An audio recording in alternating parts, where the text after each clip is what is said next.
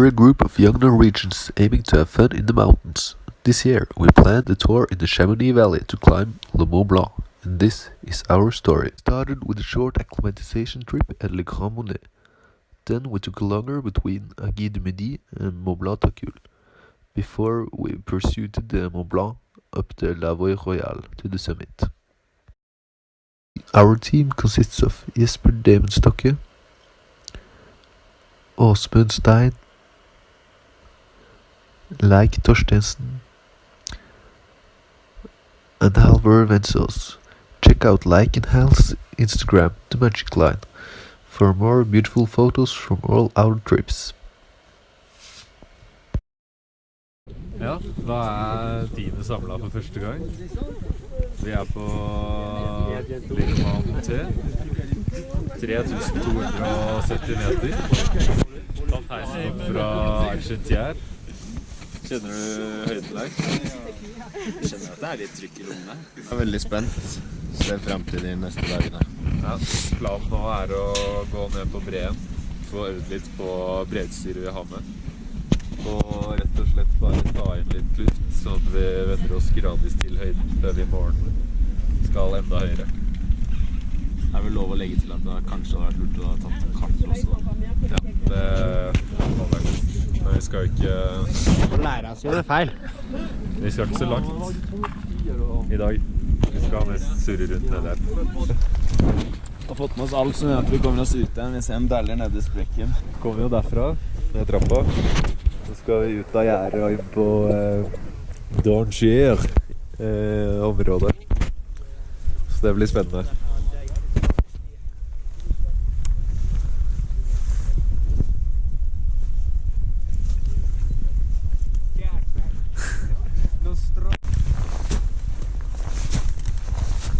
Da vi på vei oppover breen, Leik.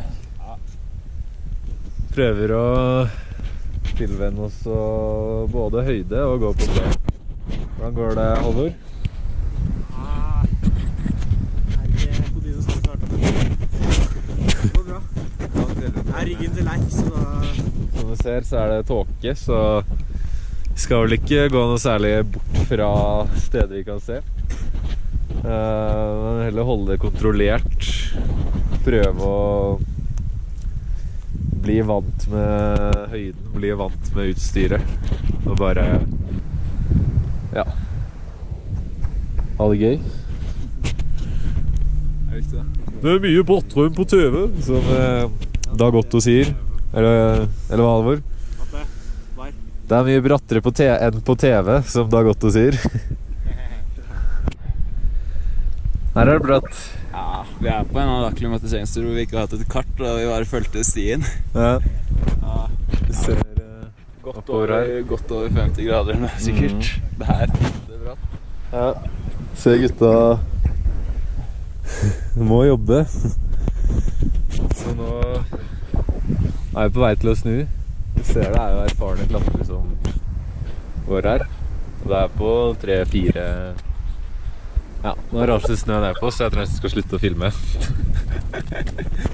Da driver vi litt grann øving i øvningsfeltet på ca. 3200 meter, og Åsmund skal da sette en isskrue med én hånd. Skilled Mountaineer. Så da det bare å stabbe ned isen, så bare skrur du. Skal vi se.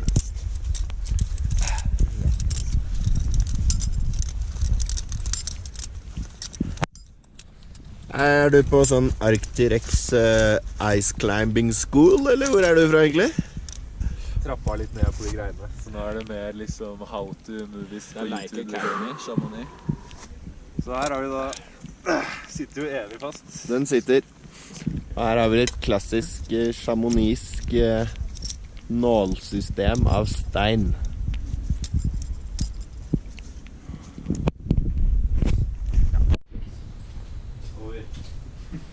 Må du ikke penger på det?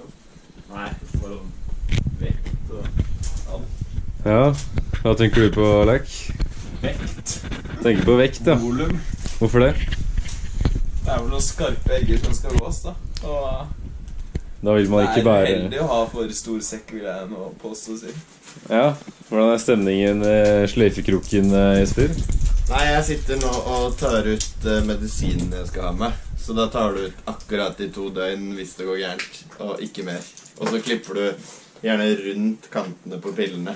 Ja, det marginal gains. Det Alvar, hva tenker du på? Hvordan jeg skal få løs etiketten fra iskruen bare. Ja, det jo en liten nøtt. Kan det hjelpe meg kanskje? Vi har jo allerede sløyfa 4 liter. Vi får Sånn. se hvordan det blir. Og så har jeg en lommekniv hvis du trenger mer hjelp. Ja, takk. Der, Jeg for min del har akkurat lest om masse ulykker på Mont Blanc. Det jo ikke så hyggelig lesning. Du har liksom fått opp skikkelig spiriten. Så nå liksom stemningen inni meg ikke sånn super. Og så ja, vi skal ha med skredutstyr. Vi konkluderte med det. Ja, Vi skal ha med skrevet. det høres klokt ut. Men vi skal prøve å ha med ikke så alt for mye annet da, bortsett fra det vi trenger. Og det jo egentlig ganske mye. Det det som sånn det går. Monstersjekker. Gutta har noen voksne sekker. Mont Blanc.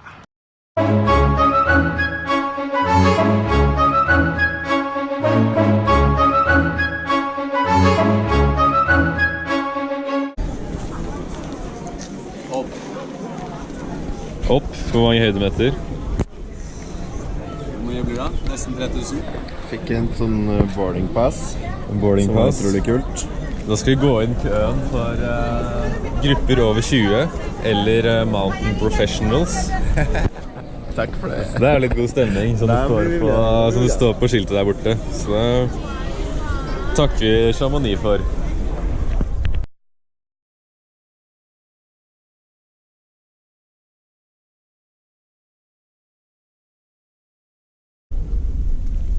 Jesper, hvor skal vi? I morgen da. Jeg tror jeg så ut der nede. Følger de sporene oppover den isbreen der. Ja. Når vi har kommet opp på platået, så går vi ikke videre med Mont Blanc, men da går vi opp til Mont Blanc du Tacul, som 4000 meter topp. Så får vi bare håpe vi kommer oss så langt som mulig. Ja. Der det litt sånn Everest-stil med stige over bresprekken i starten og greier da. Så det blir jo Ekstremt. spektakulært å gjøre i mørket.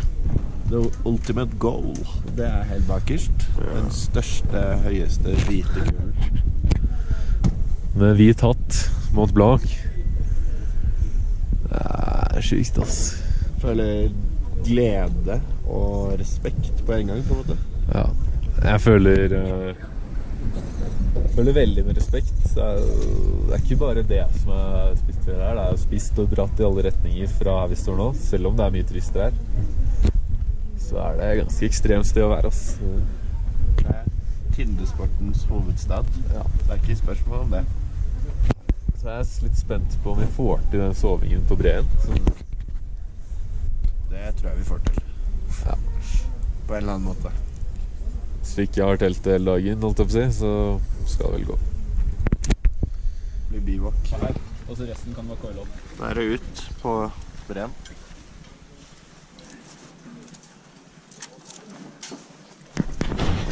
Står inne i tunnelen. Akkurat måtte ta litt kortere mellom oss på grunn av at vi spurte en guide. Men dette blir spennende. Der går det en jævla regg. Det blir tøft det her. Rimelig bratt. Kom ned eggen der. Det ikke overraskende bra, men det fast stau da. Så der står gutta. I hvert fall 2 av de, kan jeg se. Nå det videre utover her og ned på breen. Det var bratt og luftig. It was extremely dangerous. Extremely dangerous. Da kommer vi oss ned. Spiss, gås, egg. bedre enn forventet. Det her. Liten tissepause. Det er jo høyfjell, så vi tisser jo hele tiden. Dangerant. Der nede er breen vår. Nattens bre. Så har du ville Mont Blanc bak der.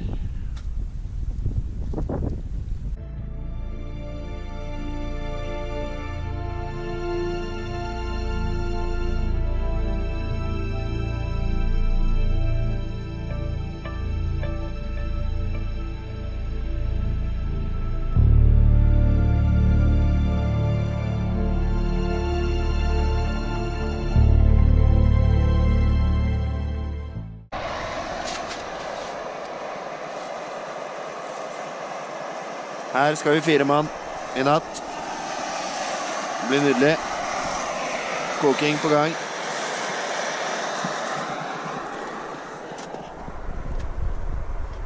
Så er det ute da. Agi der oppe. Dangerant der borte. Der har vi Mr. Stein, som står ute og nyter, kanskje? Ja. Det er fascinert av de piggene her da, som kanskje ikke er så lett å se på kamera, men Nei, de er helt rå. det er litt nålenatt nedenfor Gran Juras der. Og så er det vår lille Himalaya-vegg da, som vi skal opp i morgen, med stiger og sprekker og bratt som juling. Det er leggetid, første natt i telt på turen, og vi er på ca. 3500 meter. Vi har sittet oppe på Agide Midi på 3,8 i dag.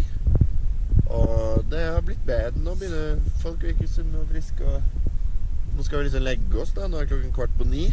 Stå opp 3. Åsmund har sovnet. Han ligger der. Halvor skal ligge der. Jeg ligger der. Og Leik, han ligger der. Og har vi Halvor her da, som skal ut på duty, ser det ut som. Ja, Ja, det ser som en time. Vi snakkes. Da har vi stått opp, fått på oss utstyret, spist litt. Klokken er litt over 3. Det er helt magisk rundt her. Jeg ser liksom bare skyggen av toppene.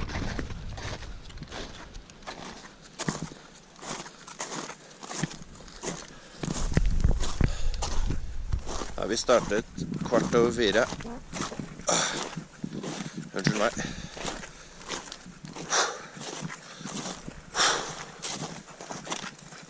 Leik foran meg. Halvor. Åsmund foran. Fin temperatur. Knallhard snø. Da er vi på vei oppover noen ville isfall. Har gått noen timer allerede. Alpin start, akkurat skrudd av lykten. Det er jo liksom helt rått. For et lys, og for et Everest-landskap bak her. Herregud, altså. Dagens første crux er der. Skikkelig Himalaya-stige. Og her ser du jo seriekken da. Og under oss nå, så er det jo det her da som fortsetter. Så det betyr det er en jævla en bredsprekk. Skal vel Halvor holde litt, mens Åsmund går først, og vi to er loddene bak, hvis de detter nedi den sprekken der.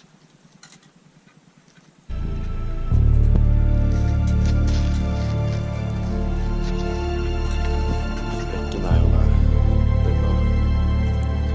den er ikke småliten akkurat.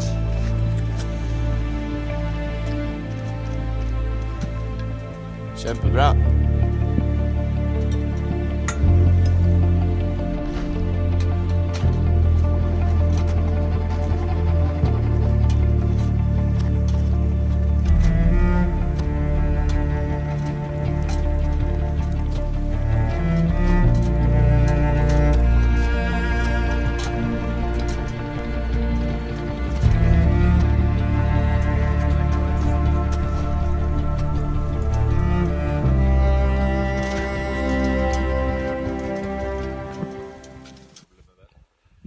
4000. Her går vi ned igjen. Vi snur nå. Nede på campen igjen. Rett under Agi. Oppi der var vi. Opp til 4000.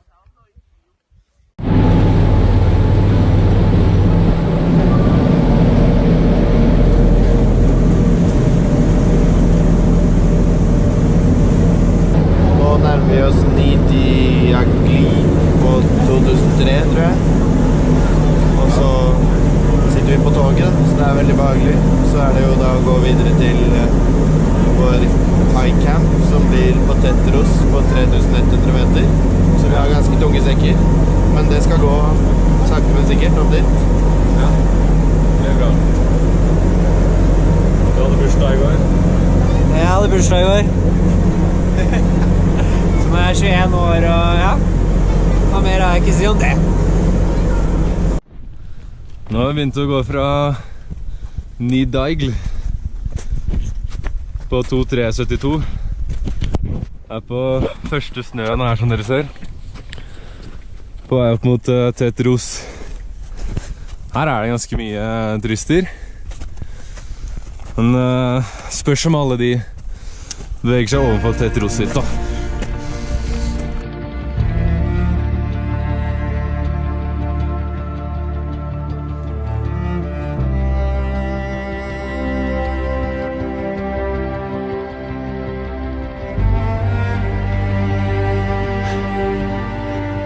Kommet opp til Tetros. 3100 meter. Kanskje litt mer. Her er det teltstemning. Oppe har vi Grand Collier, den farlige krysningen. Gotterytta, Nyon Gamle. Krysset en liten isflanke, snøflanke mener jeg. Så nå er det vel bare å finne seg en soveplass i snøen. Meget god form. Brukte 3 timer opp fra øverste togstasjon med disse sekkene, så det er jo, synes jeg er kjempebra. Gått veldig greit. Yes, snakkes. Opp der skal vi i natt i mørket. Åsmund kjører full body tan. Mito, Leik, Halvor. Good times! High Camp Tetros. Der ligger det en del folk.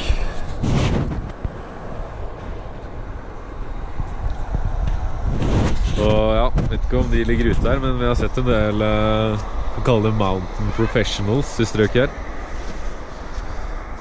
Sponset folk og folk med en rimelig høy fart oppover og mye guider og så. Klart at det er høyt kompetansenivå i området her. Så ser du da det Grand Couloir. Opp der må vi for å komme oss til toppen. Så er det snøfeltet oppi der som ja, det ligger jo da en renne hvor det raser stein, ikke bare daglig, men jeg kan si nesten kontinuerlig fra start av hele bredden på fjellveggen og gropen, så hører vi stadig vekk nye ras. Så det er derfor vi går opp om natten da, for da raser det ikke så mye, fordi da det raser når solen står på og smelter permafrost og is som var lagt seg over natten og lignende. Ja, så det er første store kruks vi skal over i morgen. Det blir viktig å være konsa. Det er viktigere å være trygg enn å komme seg til toppen. Det er det vi er mest spent på foreløpig, men så venter jo et isøde over der og noe bratte egger og lignende, så det skal bli en tøff tur opp hvis vi klarer å komme oss opp. Men hva er det skal nå? Etter snow.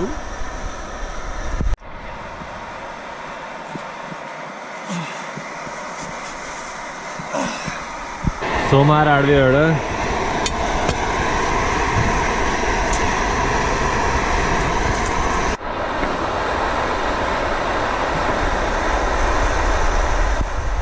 Som dere ser her da, noe av det flottere samholdet vi har i teltet. Når unggutta prøver seg, så er det viktig å vise hvem som er sjef.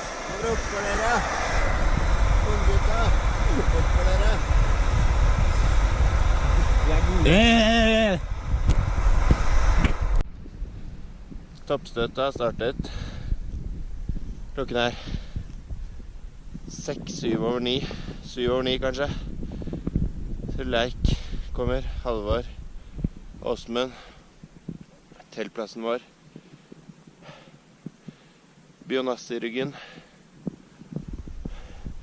Opp til den sølvperlen oppi der skal vi. Med litt sånn klyving på stein. Før det skal vi krysse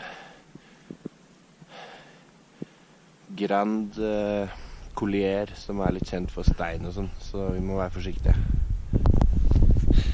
Men fy søren, jeg gleder meg nå. Det er helt fantastisk her oppe, ass. Fytti katta.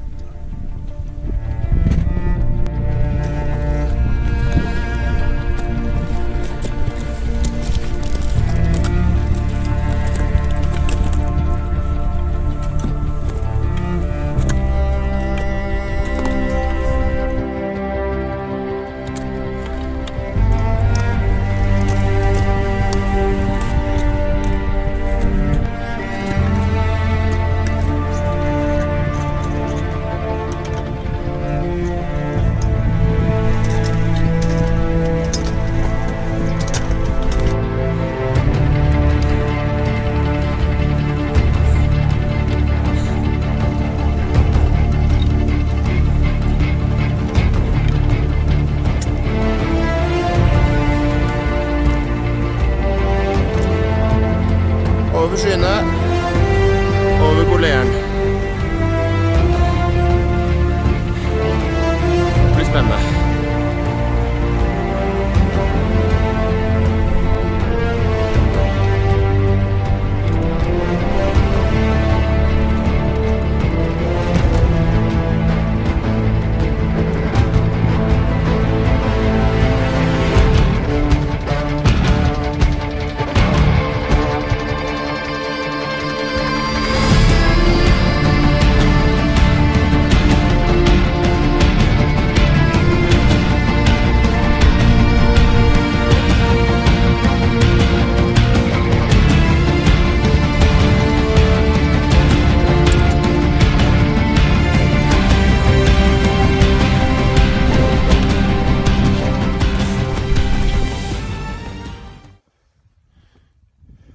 Vi holder på med noe sånn via ferrata-opplegg her på toppen. Det er koselig med litt sikring, og det har egentlig vært veldig morsom klatring på dette partiet her. Det er klokken blitt 1:15. Venter på at baren skal åpne, så gutta får seg litt drinks. Åsmund er som passe fornøyd. Det er ikke lys igjen, så da skrur vi.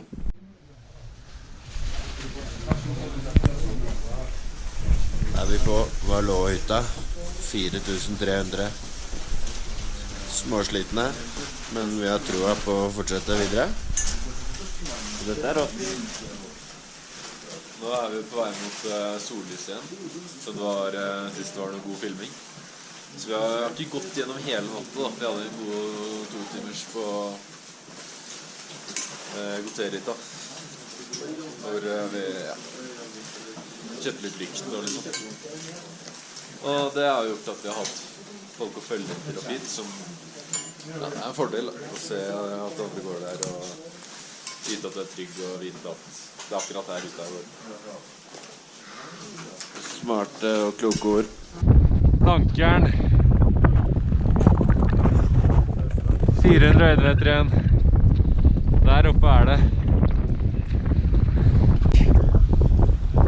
Nå har vi vært ute gjennom hele natta. Ja. Sola gløtter til. Dette er herlig, ass. Og nå har vi troa. Ja, det var litt trønt, men en liten pause på Valåhytta, det gjorde sist, som jeg sier. Ja, skal sies at vi har en ganske så skarpt og luftig egg foran oss, men det håper vi skal gå fint. Se på det lyset. Det er helt magisk. Det er faktisk ingenting som slår det vi ser nå. Da er vi oppe første del av denne toppeggen. Sånn ser veien ut videre. Sånn ser sola ut. Nesten så vi hadde glemt det i 8 timer der. Så ser vi jo ned til Chamonix da, som er akkurat nå 3500 vertikale meter under oss. Det er ganske rått.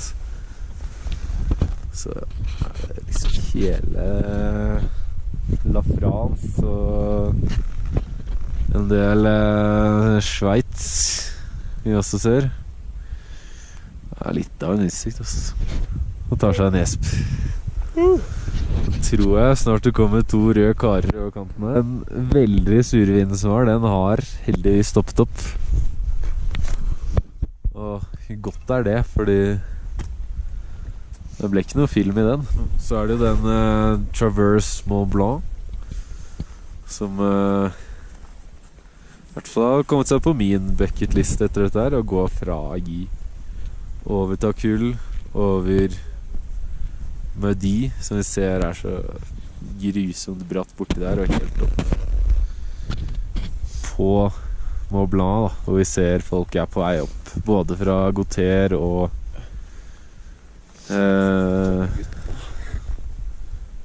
Kosmikk-siden. Ja, der da. Her kommer det en rød skikkelse. Kan jeg si deg en ting, at der jobbes det. Ser vi da gutta tar langsomme, solide steg. Det er for å unngå høydesyken.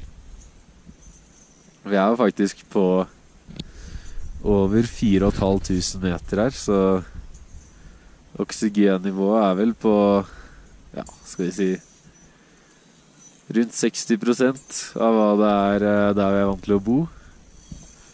Og det er jo ikke så mye da, når man er i aktivitet. Børge og Thomas. Like jakker, like bukser, like økser, like tau. Det er flott, men det er tung i pusten. Hat. Ja.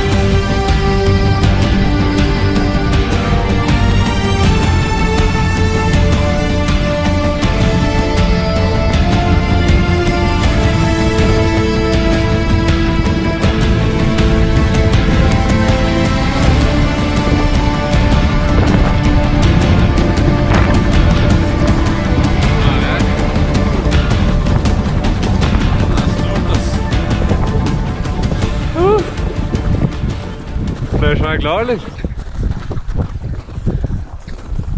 Nei, bra. Halvor da? Er du klar? Ja, kommer først da. Skal ikke selge skinnet før bjørnen er skutt. Det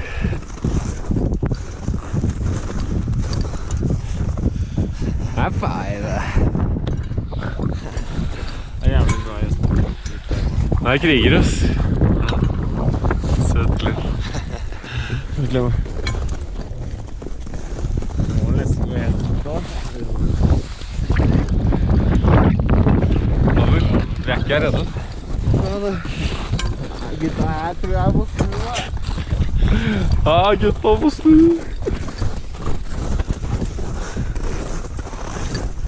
Fy faen.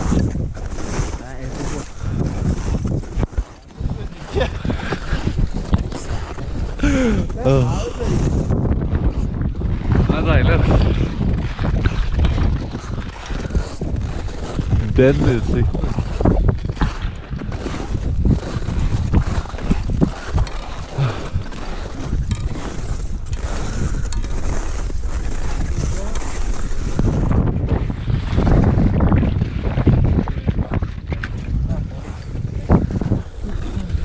Litt pro-tip fra Leike. Nei, nå er jeg glad, ass. Det er vel alle gutta.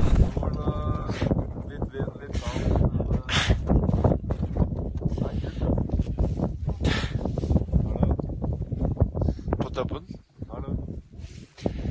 Det var tungt i dag.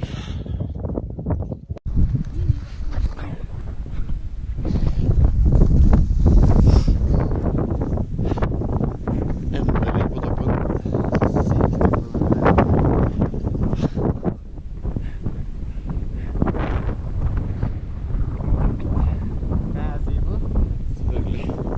Dagens mann er karen bak kamera.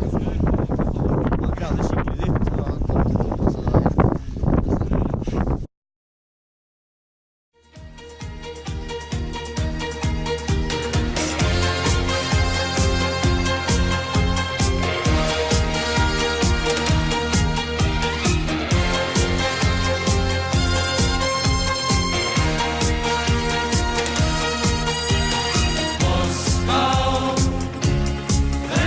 Geheimnisvoll, Türme aus Rot und Gold.